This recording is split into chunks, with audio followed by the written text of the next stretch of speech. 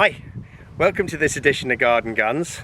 For those of you that are watching the series of CO2 air pistols that I'm doing, you'll notice that this is a back-to-back video from the one that I've just done on the Umarex 1911, and it's kind of the halfway house part, because the pistol that I'm looking at now is this rather fantastically encased, see if we can get it in there, I don't know if you can see, you probably can't, Glock. No, oh well, let's hope that comes out. Comes in a rather nice hard case, and inside the case, what have you got? You've got this fabulous little thing. Oh, I think the sun's gone in, losing the light. Hope you can see this all right. This is a Glock 17 branded, so licensed, officially licensed by Glock to Umarex. It's manufactured, once again, another Umarex pistol. And this is a dual fuel pistol. And when I mean dual fuel, I don't mean CO2 and air. I mean that this one can shoot both BBs and 177 pellets. And it does have, from what I could see anyway, I had a quick, tried to peer down the barrel with a bit of light, and it looked like it was a rifle barrel to me.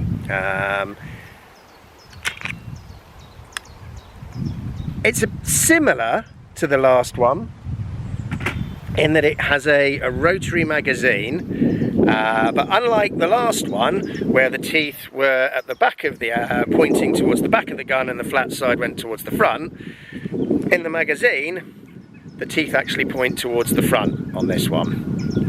And you also have on the magazine some teeth in there to help you seat, sorry, little jet going over the top, seat the pellets correctly.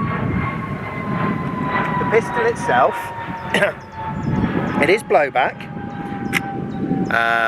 you know, and it doesn't really lock for, it does seem to lock, but I don't think it's, I'm not sure if it's designed to do that, or I don't know, you see, there we go, it's stopped now. It is blowback, and it's got quite a snappy little blowback to it, but other than the magazine release, which is here, and that drops the magazine out the bottom, and the inbuilt trigger safety, like most Glocks have, those are the only working controls on it. The slide release is here, which, sorry, the takedown release pins here, they don't move, and the slide release catch doesn't work either. Much like the other Glock 17 that I've seen, it doesn't have adjustable sights, unlike the 1911. You know, they're nice and easy to acquire with the white detailing, but it's a little bit of a shame that there isn't some form of adjustability in the gun for that. You know, it's, yeah. I tend to find that for sort of some of these BB pistols and these CO2 pistols, they tend to be a little bit off, and you have to work around that somewhat. But anyway, we'll find out how badly off this one is, and let's face it, with the wind today, I'm gonna have to be aiming off quite a bit to try and get the pellets onto target. But anyway, the other thing that this has got, unlike the real Glock, is it has a working underbarrel safety catch just in there, which when pushed to the front is live, he says. Oh, I can't even get it, there we go. So when you see the red, I don't know if you can see, when you can see the red, that means the gun's live, and when the white is visible, that means the gun is in safe. Okay, so loading the magazine, getting the CO2 into the magazine. Well, it is a little bit different to the 1911 in that you need your Allen key, which this does come with, and basically this has still got some gas in it from me prattling around with it earlier on. Like I said, there we go. So you unwind until the top of the CO2 capsule comes out, then it knocks in, knocks out even. Grab your replacement CO2 capsule And once again, I think I've tried it. I don't know if we can see it. No. This, much like the 1911, has got a very similar sort of top end towards it, where you've got a piercing mechanism and some seals. And then what you want to do is tighten up the Allen key, and then tighten it, and hopefully there'll be an audible hiss. That makes life a lot easier, because then you know you're pretty much in the right place. And once it's stopped hissing, so I keep cranking until it's stopped hissing, but as I said in the last video, the last thing you want to do is crank it down really hard and damage the seals in the top of the magazine. So let's see if I can get the hiss. There we go. And then I just tend to give it a little bit more, but literally finger tight, certainly no more than that. It doesn't need to be really cranked down. Okay, that's the CO2 loaded, and to load the pellets, once again, very much the same as the 1911, although this time the pellets are going in flat side forward.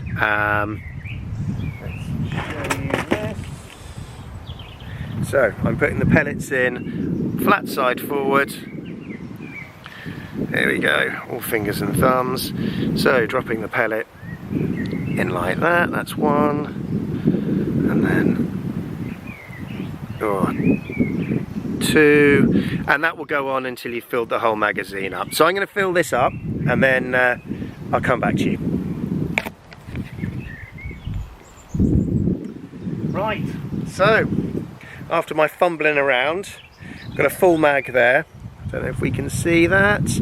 And then what I'm going to do, unlike the 1911 in the last video, it actually helps if you seat the pellets properly, and to that end the magazine actually has, I don't know if we can make those out, it has actually little teeth in it, and that helps. They're sort of basically the pellet probes, I think you call it that, and that helps seat the pellets into the sort of the right area, hopefully to allow for sort of maximum accuracy. There we go. It just pushes them a little bit, you know, I don't know, I don't think that'll be noticed, but just pushes them a little bit further in to the magazine, and sort of has them all at a very similar level. To load the magazine itself, all it is just basically fitting the flat side flush over the spindle and flush against the back with the knurled teeth at the front, and there's a mechanism inside the front of the pistol on this one, unlike the 1911 which was on the back. On the Glock, the mechanism is at the front that basically spins the magazine and allows you to basically shoot down range. Okay, so I'm going to set a target up now. Let's see how this one performs compared to the 1911. Yeah, once again, I apologise for my probable not particularly good shooting skills with this, but let's see how we do. Right, so here we go. Once again, oh pardon me, really have got pindy wops at the moment.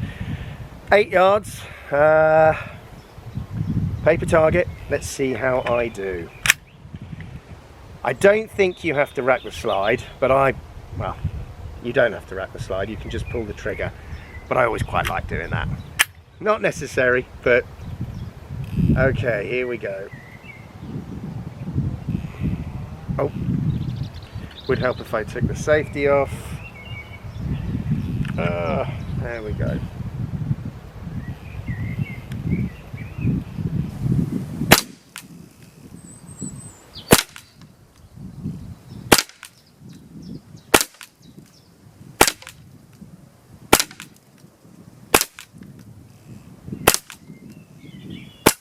Okay, that's it.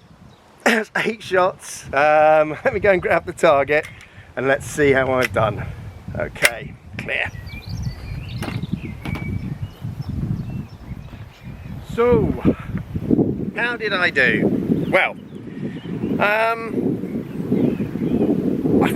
I've got quite a few on target. Then I've got a few over here. Yeah. On the whole, yeah, it's not too bad, especially for a gun that you can't really adjust the sights on. And one of the major issues I have with this particular style of pistol is that unlike on both the 1911 and this, the trigger in double action is doing an awful lot of the work.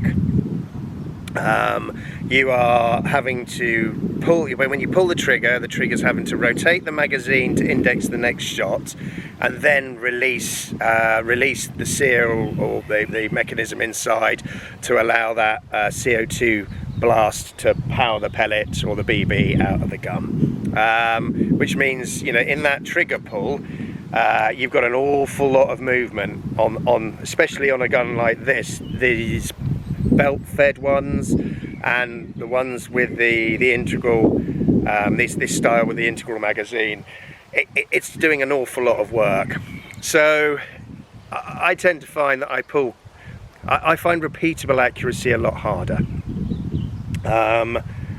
With the 1911, where you can cock the hammer back and all you're doing is literally aiming and releasing the shot basically with the trigger pull, and you're indexing the magazine by pulling the hammer back, so the trigger's not having to do all the work. You get a far more repeatable accuracy, unless of course you're me, who can't shoot pistols. On something like this, I do find that there is quite a bit of movement during that trigger pull, but once again, more than satisfying enough for a bit of tin can bashing, shooting those little silhouette targets. I'll have to grab one in a minute and show you. In fact, I'll show it on the Glock video, the next one, because the next video is another Glock. What do I think on the whole to this? Well, it's a blowback, pellet firing, CO2 powered air pistol. It's satisfying and fun to shoot. I think I personally prefer the 1911. It just feels a little bit better. To be fair to this one, you know, it's a bit rattly, it feels a bit plasticky. The stippling's okay, but it feels, I don't want to say cheap, but it does feel to me a little bit, you know, cut price. I think that they've cut corners on this. Would I buy one? Once again, I think, you know, if this was, you know, if I wanted a pellet firing blowback pistol, you know, there's plenty of other choices on the market, but this one is, you know, if you like Glocks, then this is the one for you. If you like SIGs, then maybe look at one of the SIG ones instead. But this seems to be perfectly accurate. It's enjoyable to shoot, and you know, I've had more than a bit of fun knocking over tin cans with it.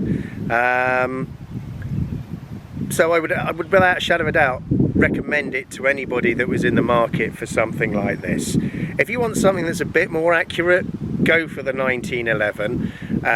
If you want something that's a bit more replicatory accurate, then watch the next video I'm about to do, because that will be far more up your bag. But if you want that halfway house, something that is fairly authentic in terms of look and feel and has that blowback mechanism, but yet is shooting pellets and is reasonably accurate, then I don't really think you can fault this little Glock here. And with that, I'm going to end the video. I'm going to move, oh pardon me, I'm going to move straight on to the next one. So once again, I will be making an appearance in this fantastic Call of Duty shirt. And the next video will be the last in this series for the time being. Maybe not. But it'll be the last in this series for the next few weeks. I hope you've enjoyed this. I've enjoyed making it. I have certainly enjoyed messing around with these things. Keep an eye out for the next video. It won't be too long after this one. And until then, all the best, stay safe.